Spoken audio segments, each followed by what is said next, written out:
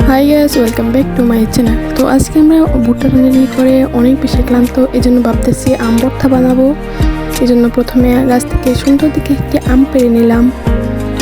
তারপর আমটাকে ভালো করে ধুয়ে নিলাম এবং ছুরির সাহায্যে আমটাকে ফালিয়ে নিলাম, যাতে করে লবণ মরিচগুলো ভালো করে মিশে যায়।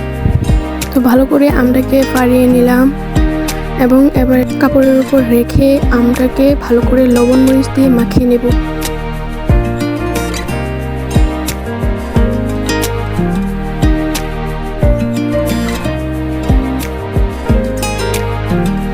লবণ ও মরিচ দিয়ে ভালো করে মাখানোর পর কাপড়ের মুখটাকে ভালো করে বন্ধ করে দিয়ে এবার যত পিটাতে থাকো, যাতে করে আমটা ভালো করে ভেঙে চুরমার হয়ে যায়।